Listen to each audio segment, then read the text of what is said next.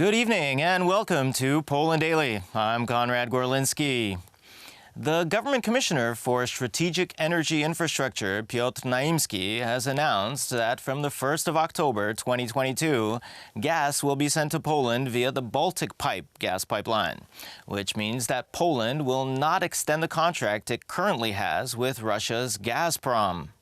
Minister Piotr Naimski is ensuring that the Baltic Pipe project is being implemented according to the schedule. On October 1st next year, the gas will flow through this pipeline. This information, one could say, is certain. The Baltic gas pipeline will transport the raw material from the Norwegian shelf through Denmark to the bottom of the Baltic Sea. The initial capacity is expected to be 3 billion cubic metres. In December, it is expected to be 10 billion. Naimski pointed out that the contract with Russia's Gazprom will end next year.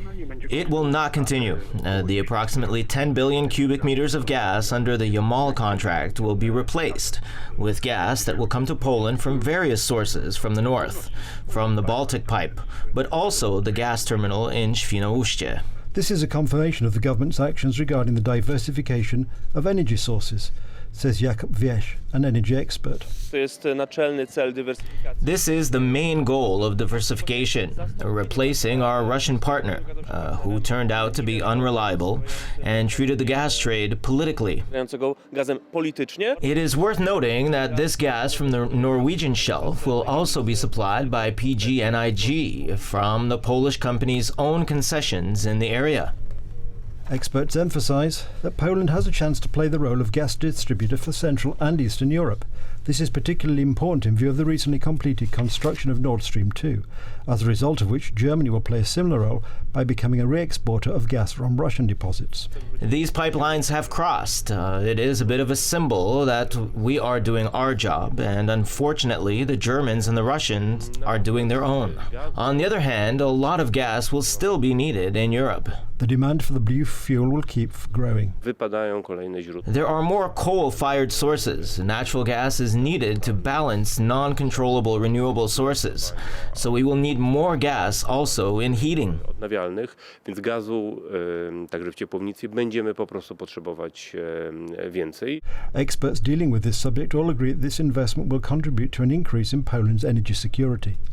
And the debate with the European Union on the National Reconstruction Plan is still continuing. The Polish government has declared that issues of the rule of law do not determine the implementation of the NRP. The European Union Commission, however, claims otherwise and places the primacy of EU law over the NRP. Poland is still waiting for the approval of the National Reconstruction Plan by the European Commission. On the 1st of September, the European Commissioner for Economic Affairs, Paolo Gentiloni, announced that the money for Poland was being withheld because Poland was questioning the primacy of European Union law over its national law. On the other hand, government representatives gave assurances that the procedure for adopting the NRP is unrelated to other matters, such as the dispute over the rule of law. The European Commission should consult its own rules governing the NRP. There are strictly defined deadlines within which Poland should receive a reply. We fulfilled our obligations and answered all the questions asked. That is why I hope in the next few weeks our NRP will be approved. The European Commission announced last Tuesday that it would ask the ECJ to impose financial penalties on Poland for failing to comply with the judgment of the 14th of July. At that time, Poland was obliged by the ECJ to immediately suspend the application of national provisions relating to the powers of the disciplinary chamber of the Supreme Court.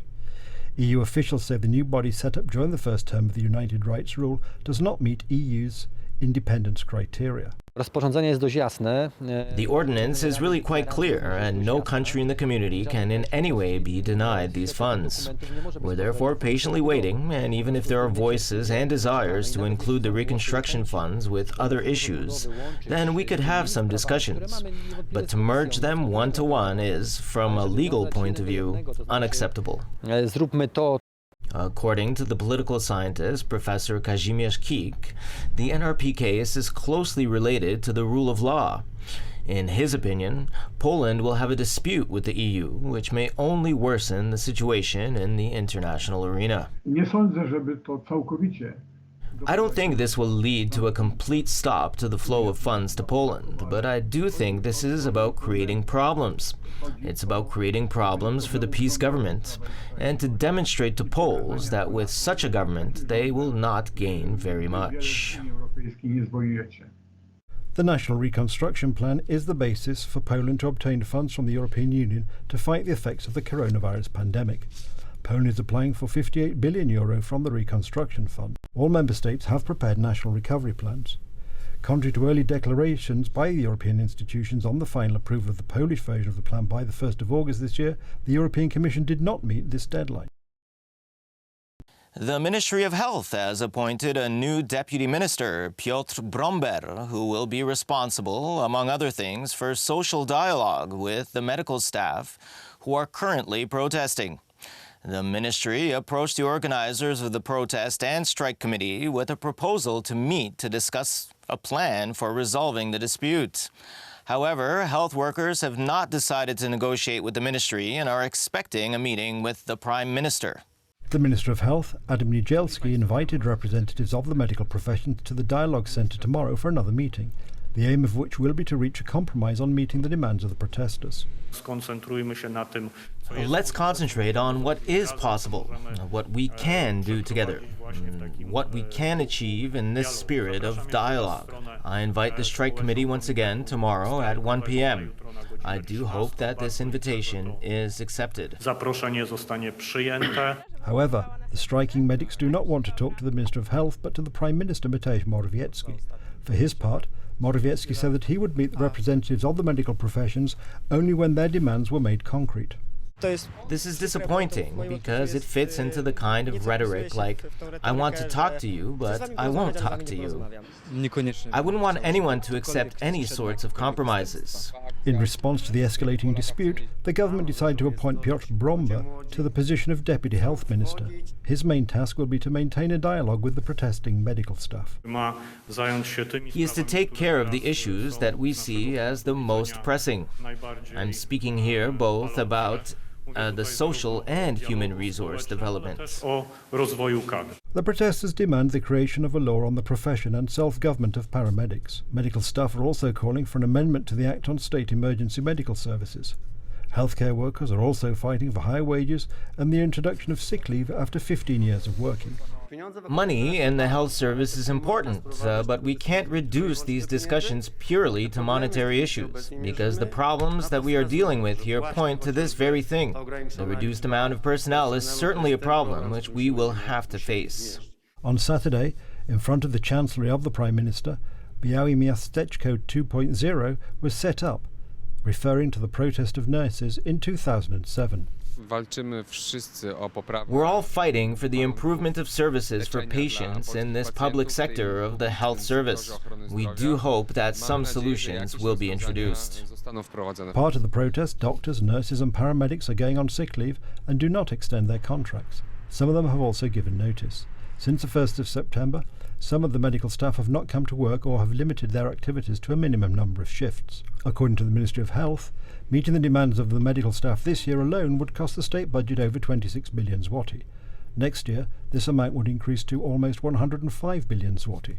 It seems that just 2 weeks before the Bundestag elections, Germany may have already chosen the next chancellor. At least according to a poll following a television debate in which 3 candidates took part. Olaf Scholz of the SPD received the most votes with 41% of viewers. This is the second debate won by the representative of the Social Democrat Party.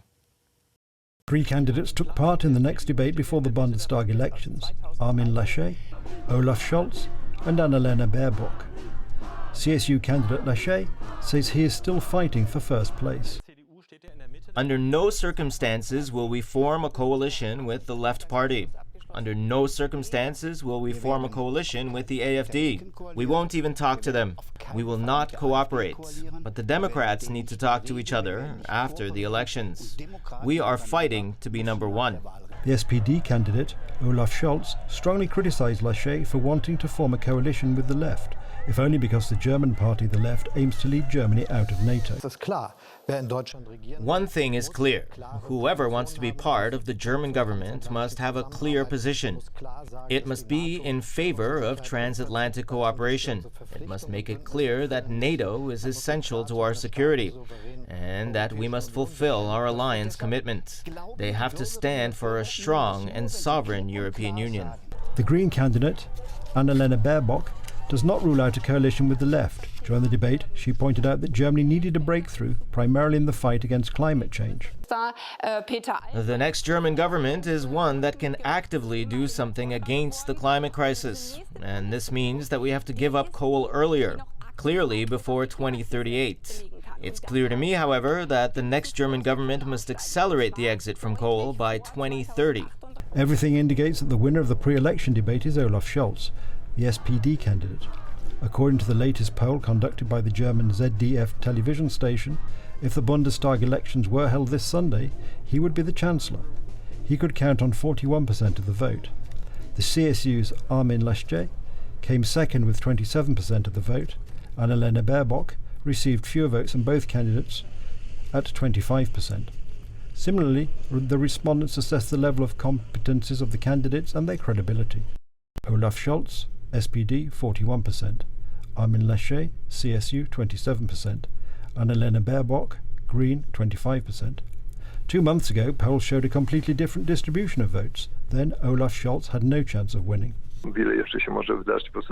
A lot can still change. There have been surprising twists and turns in recent weeks. Perhaps such turns will take place even before the elections themselves. And in fact, the final polls are the election results. Angela Merkel was in power for 16 years in Germany. In recent statements, she emphasised that Armin Laschet should replace her as Chancellor. According to an expert on international affairs, Jarosław Guza, German policy will not change significantly for Poland, whichever of the candidates takes power. There are some disturbing elements in the SPD's policy within the framework of the current Grand Coalition, which had a less pragmatic approach to relations with Poland as regards the conflict within the European Union, plus some elements of foreign policy. What can we say? There is a pro-Russian policy in the SPD. The elections to the Bundestag will be held on the 26th of September. It is estimated that 50% of the voters will vote by post. The polls give the CDU-CSU a victory, but nothing is a foregone conclusion. Victory does not give a party the power to rule. The CDU-CSU won the polls, but it is not known who will form a coalition with whom. The currently ruling Grand Coalition of CDU-CSU union with the SPD would not have a government majority, for which the addition of the FDP would be necessary. A majority coalition composed of the Union, the Greens and the FDP would also be possible. Everything indicates that the currently ruling Grand Coalition of the Union, that is the CDU, CSU and SPD parties, would not be able to get the majority needed to form a government. As usual, thanks for tuning in this evening. Stay with us for the weather, Poland Daily Business, and other programs. But from me, it's have a wonderful night.